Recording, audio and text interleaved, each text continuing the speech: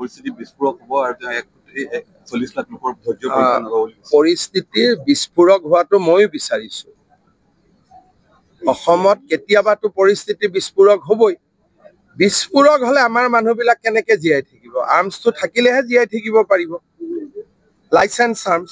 সেইকাৰণে মোৰ কথা স্পষ্ট যে অসমীয়া এতিয়া জীয়াই থাকিবলৈ শিকিছে আৰু অসমীয়াই জীয়াই থাকিবলৈ শিকিব লাগিব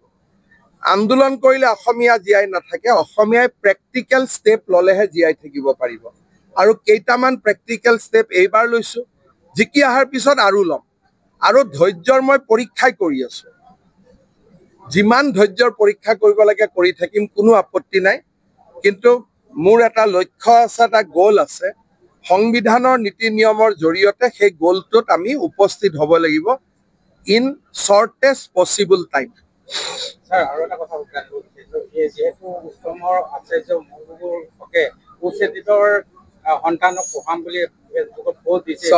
ল'ৰা ছোৱালীক পঢ়োৱাটো মই আপত্তি নকৰো খালি এটাই কথা যে ভাল কৰি পঢ়াওক চৰকাৰক চ্যালেঞ্জ হিচাপে কৰিব নালাগে ল'ৰা ছোৱালীক পঢ়োৱাটো ভাল কথা মোৰ তাতো যদি কোনোবা উচ্ছেদিত পৰিয়ালে মোকো পঢ়াৰ সুবিধা খোজে ময়ো কৰি দিম পঢ়া শুনাটো বাচ্চাক লৈতো আমি পলিটিক্স নকৰো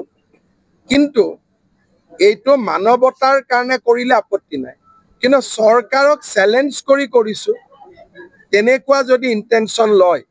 তেতিয়ালে তেওঁ যোৱা 3 মাহৰ পুৰণা কথাবোৰ তেওঁ মনত পেলাই থাকিব লাগে হ'ব